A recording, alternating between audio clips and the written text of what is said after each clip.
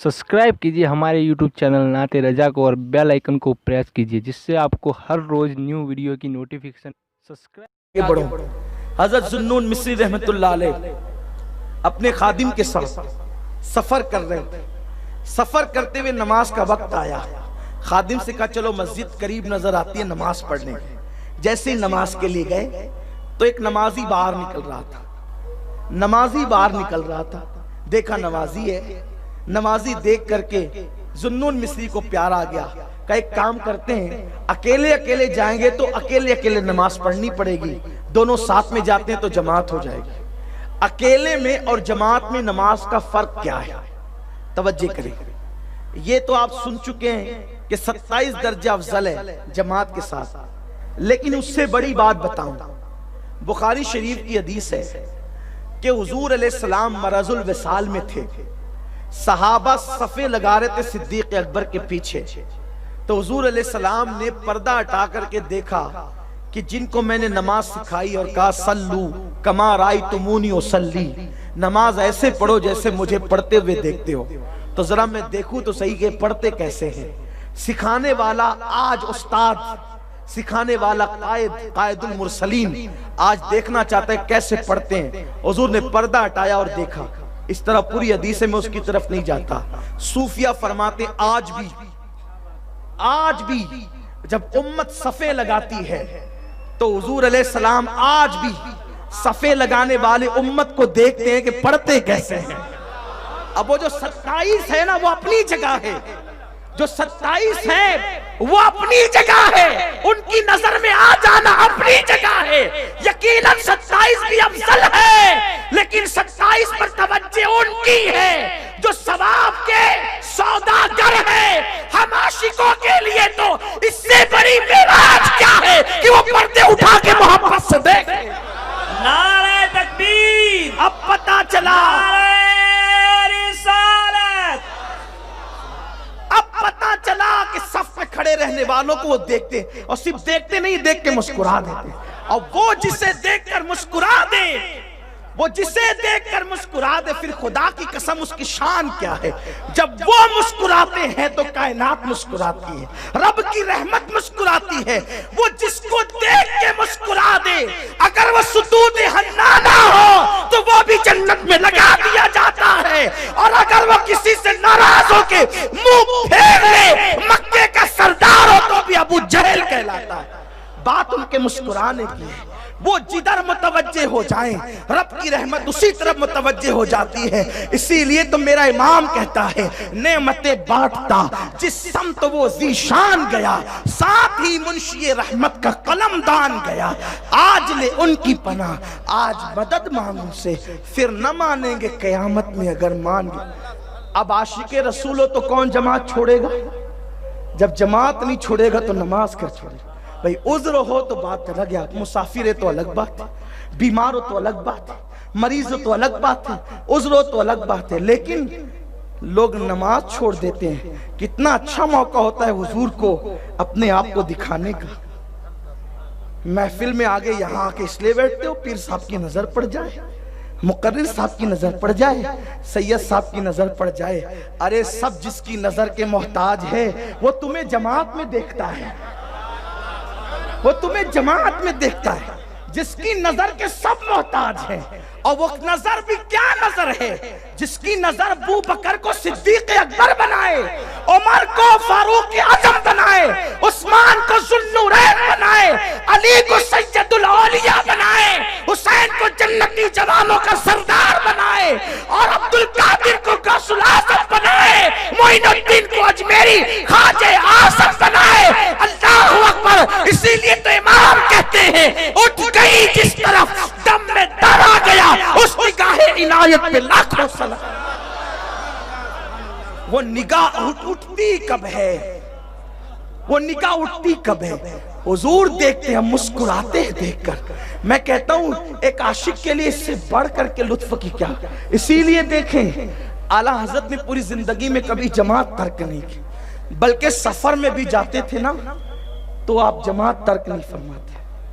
उनका एक सफर मुझे याद है कि दूसरा सफर हज जब वो करने के लिए निकले तो दूसरा सफर हज उनका बहुत अर्जेंट में बना था। बात ये हुई, आला हजरत की बीवी, आला हजरत के बड़े बेटे मौलाना हामिद रजा हुज्जतुल इस्लाम, आला हजरत के भाई जो है वो उस्ताद ज़मान मौलाना हसन बरेलवी, और इस तरह घर के बहुत सारे लोग हज को जा रहे थे।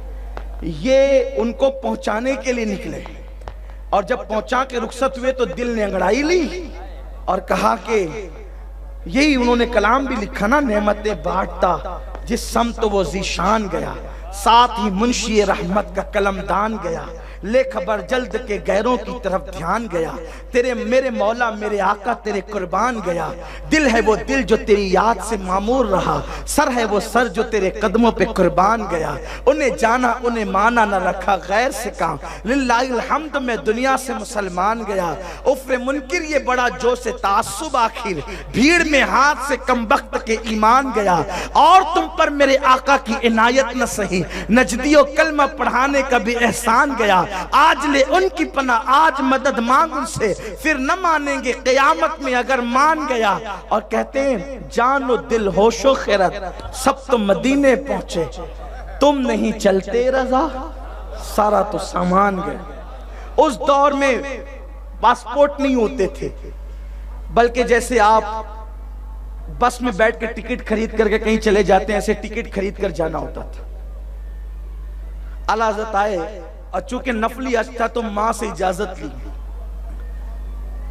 पहली बार मना किया गया, फिर रुक गए, थोड़ी देर के बाद फिर इजाजत ली तो हाँ हो गई।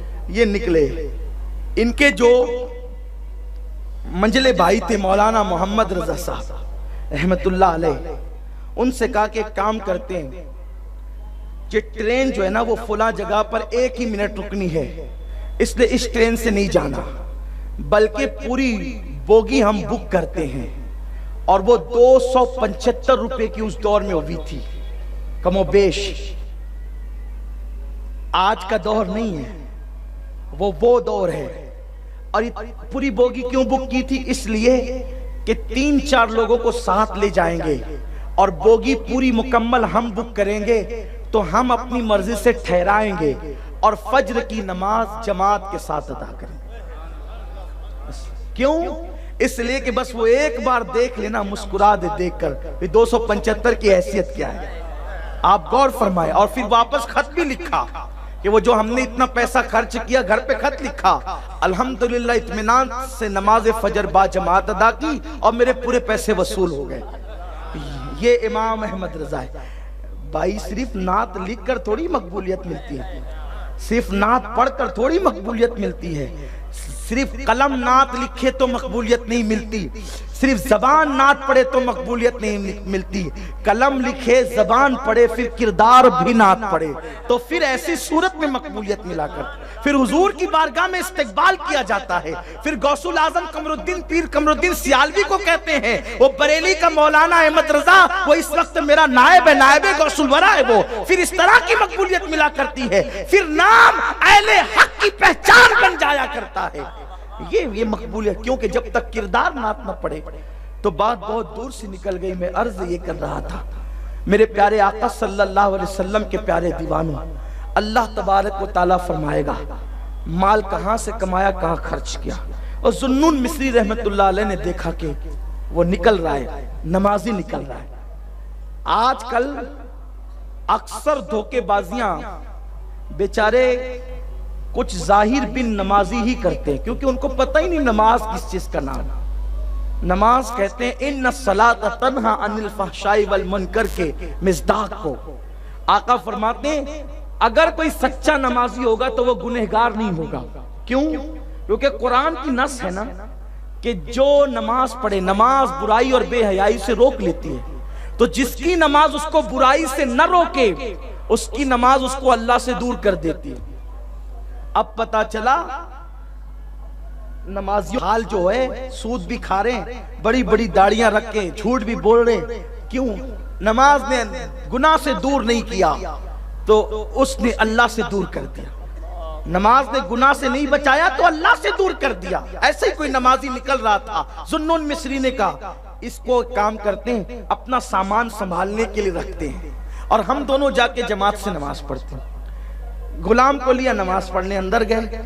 जब नमाज पढ़ के बाहर निकले तो देखा कि वो नमाजी भी गायब था और जो ऊंटनी पर कजावा रखा है, कजावा जिसको कहते हैं, लकड़े का होता है जिसपे सामान टंगा होता है, उसको कजावा कहते हैं। ऊंटनी का कजावा गायब था और ऊंटनी वहां मौजूद थी। आपने कहा इन्ना लिल्लाहि व इन्ना इलैहि राजिऊन और खादिम से कहा बेटे काम करो, जाओ नया कजावा खरीद के लाओ। क्या करो, जो होना था वो तो हो गया। ये जब खादिम और गुलाम गया बाजार कजावा खरीदने के लिए तो देखा कि वही नमाजी साहब बाजार में वही कजावा लेकर बेच रहे, नीलाम कर रहे हैं उसका। ये आए का हजरत वो वही बेच रहा था तो कहा बेटा जाओ उसी को खरीद लाओ, अपना ही है, जितने में देता है ले लो। जब जा करके पूछा कितने में बेचोगे तो कहा 2 दिरहम में। उन्होंने खामोशी से 2 दिरहम दिए और उसके बाद ले लिया। कोई लड़ाई झगड़ा कुछ नहीं, वो गुलाम ने दिया, 2 दिरहम ले लिया। लेकर के जब आए तो कहा बेटा कितने में दिया तो कहा 2 दिरहम में। तो हंसने लगे। तो गुलाम ने कहा हजरत आप क्यों हंसते हैं? फरमाया अल्लाह रब्बुल इज्जत की सदाकत पर मुस्कुराहट आती है, तकदीर की हक्कानियत पर यकीन मजबूत से मजबूत तर होता है। कहा वो कैसे?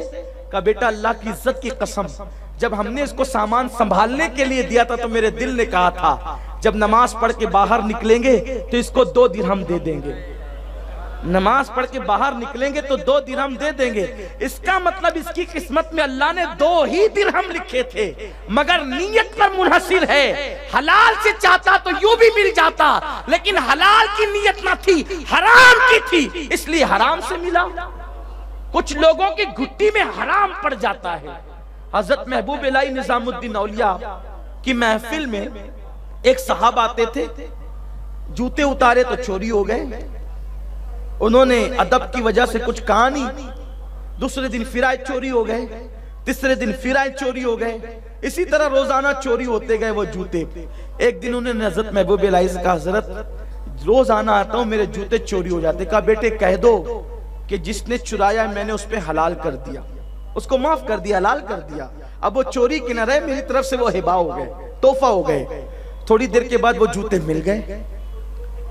जब वो जूते मिल गए तो उसने कहा हजरत ये हलाल करने का फलसफा क्या है? कहा बेटे कुछ लोग ऐसे होते हैं ना कि जिनकी घुट्टी में हराम ही पड़ा होता है, जो हराम ही खाना चाहते हैं, तो हर दिन चोरी करता था तो वो उसके लिए हराम थे।